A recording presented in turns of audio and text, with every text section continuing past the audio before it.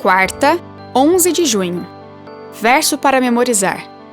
Quando o rei viu a rainha Ester parada no pátio, ela alcançou favor diante dele, e o rei estendeu-lhe o cetro de ouro que tinha na mão. Ester se aproximou e tocou na ponta do cetro. Ester 5, 2. Amã e Satanás. Na história de Ester, conhecemos Amã, que tinha sede de posição e poder. Ele recebe grande destaque no império, acima de todos os outros oficiais. Nos textos que descrevem a queda de Lúcifer, vemos paralelos com Amã, inimigo maligno do povo de Deus, que se recusava a reconhecer a supremacia do Senhor. A história da tentação de Cristo revela as intenções mais abrangentes de Satanás, quando ele levou Jesus a um lugar muito alto para mostrar-lhe os reinos do mundo. Cristo veio para redimir o mundo e reivindicá-lo como seu, e ele fez isso como um de nós.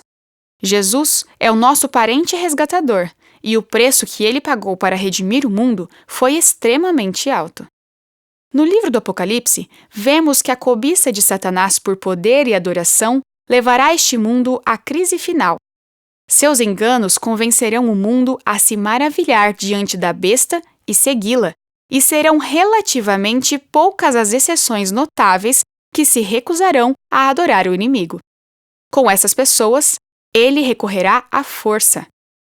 Amã percebeu que Mordecai, que fazia parte do povo escolhido de Deus, não se submeteria a ele e nem reconheceria seu suposto direito de ser adorado. Assim, Amã encheu-se de furor e se tornou determinado a eliminar todo o povo de Mordecai da face da terra. Ouça Ester 3, 1 a 14. Depois disto, o rei Assuero engrandeceu Amã, filho de Amedata, Agagita, e o exaltou e lhe deu um cargo mais elevado do que o de todos os oficiais que estavam com ele. Todos os servos do rei, que estavam à porta do rei, se inclinavam e se prostravam diante de Amã, porque esta era a ordem do rei a respeito dele. Mordecai, porém, não se inclinava, nem se prostrava. Então os servos do rei, que estavam à porta do rei, perguntaram a Mordecai: "Por que você está transgredindo as ordens do rei?" Dia após dia, eles falavam com Mordecai, mas ele não lhes dava ouvidos. Então contaram isso a Amã, para ver se as palavras de Mordecai se manteriam em pé, porque ele lhes tinha declarado que era judeu. Quando Amã viu que Mordecai não se inclinava nem se prostrava diante dele, encheu-se de furor. Porém, julgou que era pouco, nos seus propósitos, atentar apenas contra Mordecai, porque lhe haviam declarado de que povo era Mordecai. Por isso, Amã procurou destruir todos os judeus, povo de Mordecai, que havia em todo o reino de Assuero.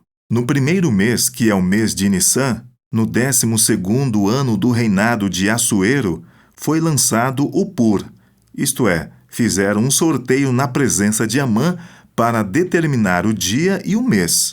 E foi sorteado o 12º mês, que é o mês de Adar. Então Amã disse ao rei Assuero: "Existe um povo espalhado e disperso entre os povos em todas as províncias do seu reino, cujas leis são diferentes das leis de todos os povos. Eles não cumprem as leis do rei e por isso não convém tolerá-los.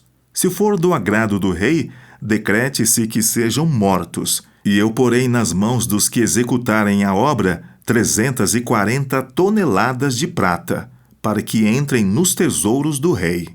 Então o rei tirou da mão o seu anel sinete e o deu a Amã, filho de Amedata, Agagita, inimigo dos judeus, e lhe disse: "Fique com essa prata e faça com esse povo o que bem quiser."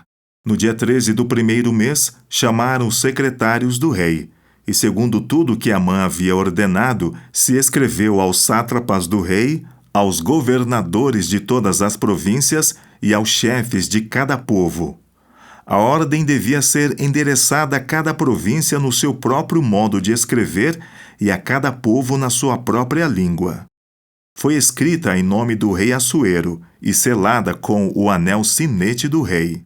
as cartas foram enviadas por meio de mensageiros a todas as províncias do rei, com instruções para que, num só dia, o dia 13 do 12º mês, que é o mês de Adar, todos os judeus, tanto os jovens como os velhos, as mulheres e as crianças, fossem destruídos, mortos e aniquilados, e que os seus bens fossem saqueados. Uma cópia da carta que determinava a proclamação da lei em todas as províncias foi enviada a todos os povos, para que se preparassem para aquele dia. Apocalipse 12, 14 a 17. Mas foram dadas à mulher as 2 asas da grande águia, para que voasse para o deserto, para o seu lugar, aí onde é sustentada durante um tempo, tempos e metade de um tempo fora do alcance da serpente. Então a serpente lançou da boca água como um rio atrás da mulher, a fim de fazer com que ela fosse arrastada pelas águas. A terra, porém, socorreu a mulher. Abriu a sua boca e engoliu o rio que o dragão tinha lançado de sua boca. O dragão ficou irado com a mulher e foi travar guerra com o restante da descendência dela, ou seja, os que guardam os mandamentos de Deus e têm o testemunho de Jesus. Apocalipse 13, 15. Ele foi concedido o poder para dar vida à imagem da besta, para que também a imagem da besta falasse e fizesse morrer todos os que não adorassem a imagem da besta. Pergunta 4. Que paralelos vemos entre essas passagens? Como a descrição da igreja remanescente em Ester é semelhante à descrição do povo de Deus no Apocalipse? Satanás reivindica este mundo, mas a presença de pessoas que permanecem leais a Deus, que guardam seus mandamentos, desmente sua reivindicação de supremacia completa. Ellen White, no livro O Grande Conflito, escreveu, abre aspas, como o sábado se tornou o ponto especial de controvérsia no cristianismo, a recusa persistente de uma pequena minoria em ceder à exigência popular fará com que essa minoria seja alvo de ódio universal. Fecha aspas.